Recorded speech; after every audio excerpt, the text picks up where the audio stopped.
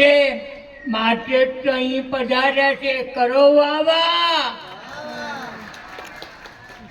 મેં તો જિંદગી આ રીતે બનાવી છે. લોકોએ કઈ રીતે બનાવી છે એનો કોઈ લેવા દેવા નથી. મેં તો જિંદગી આ રીતે બનાવી છે. પ્રેમના ગુલાબો વાવ્યા છે. અરે ડંખ પણ માથા મજૂરા લાગ્યા છે. મેં તો કંટક સાથે ફૂલને સરખાવ્યા છે. અલ્લાહ અમારા છે તો શ્રી કૃષ્ણ અમારા છે. એકતા વાતાવરણમાં લાવવા મેં આંખોથી પ્રેમ વરસાવી છે. કેટલી બધી આફતો આવી છે. એક મુસ્લિમ ગીતા પર બોલે, મંદિરમાં જાય તો મુસ્લિમ સમાજ એને કેટલી મહેનત પડી હશે, મને કેટલો સિતમ જુલ્મ ઉઠાવ્યા છે. જુઓ, માં અંબાને વાઘ ઉપર બેઠા છે. કેમ? રાજ જાણો છો? જેમ કહ્યું ને બધા રાજ, તો વાઘનો રાજ છે. તમે જ્યારે પ્રભુની આંગળી મજબૂતથી પકડશો ને તો વાઘ જેવી શક્તિ આવી જશે. કરો વાવા. આપણે તો અહીંયા બેઠા ને કોણ આવીને કોણ ગયું ને કોઈ કઈ સાડી પહેરીને ભોગ તમારા. એકાગ્રતા જ્યાં સુધી નહીં આવે ત્યાં સુધી તમે પ્રભુમાં લીન નહીં થઈ શકો. એકાગ્રતા બહુ જરૂરી છે. હા, અને કલાકાર કોને કહેવાય? હું એક્ટર હતો, પણ ટૂંકા કપડાં, ઢંગધડાની વાતો, આવું તો મને ના ગમ્યું. હું અભિનય છોડી દીધું. કલાકાર કોને કહેવાય? બરાબર સાંભળજો.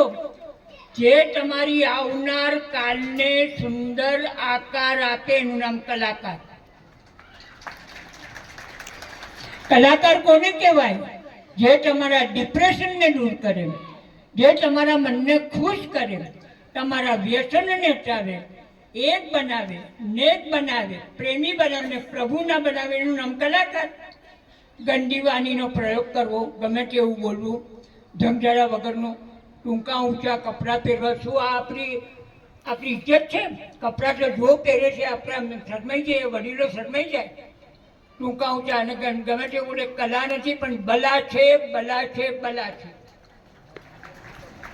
આજથી આના પર પ્રેક્ટિકલ કરજો. આવા ઢંગધડા ઇજ્જત જાય એવા કપડાં ના પહેરતા. હા, અને ભલા થાઓ, ભલું કરો, બુરાઈ કામ નહીં આવે.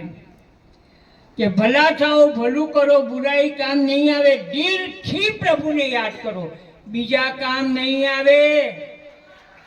હા, આખી ગીતાનો સાર છે અર્જુન મોહ છોડ. અર્જુન મોહ છોડ. તો એ આપણે આપણા ભોગ તમારા આટલા બધા માયામાં ડૂબેલા છો. મોહ છોડ. કોઈ તારું નથી. પ્રભુ સિવાય ક્યાંય દિલ લગાવીને તો રોવાનો જ વારો આવશે. બધા સંબંધ પરસ્પર આપણે ના છે. તમે મારા ત્યાં કંઈ મૂકતું, મેં તમારા ત્યાં મૂકતું. જે દિવસ ના મૂકે ને સંબંધ દૂષ. હવે કમજોરી નેગેટિવ ના બોલો. ના રે, મારા પગ બહુ દુખે છે. ભોગ તારા. શું પ્રભુની આંગળી નથી પકડી? જો આ 80 વર્ષ હું 8-10 કિલોમીટર રોજ ચાલું છું. તો કમજોર ના બનજો. નેગેટિવ કોઈ વાત નહીં. મારો પ્રભુ મારી સાથે છે. બરાબર છે. માના હાથમાં શંખ આપ્યો છે. કેમ આપ્યો છે શંખ? કારણ શંખ એટલા માટે છે મધુર વાણી. અરે બોલો તો એવું બોલો, મધુર બોલો. આવું ગાંડા કેવું જેવું બોલવાનું? મળ્યા એટલે કે બસ વાત જ કર્યા કરવાની.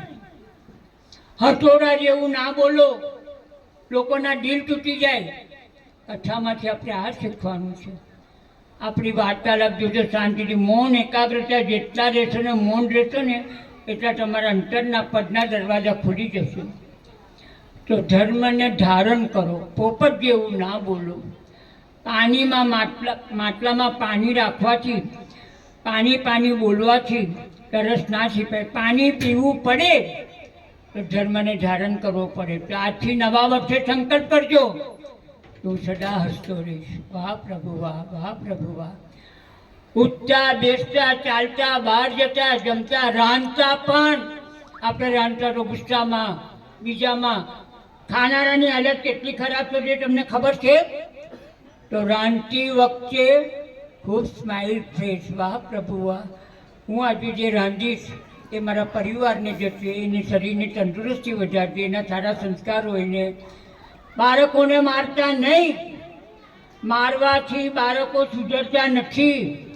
જો મારવાથી બાળકો સુધરતા હોત ને તો બધા બાળકો સુધરી ગયા હોત. બરાબર છે? એને પ્રેમથી કામ લો.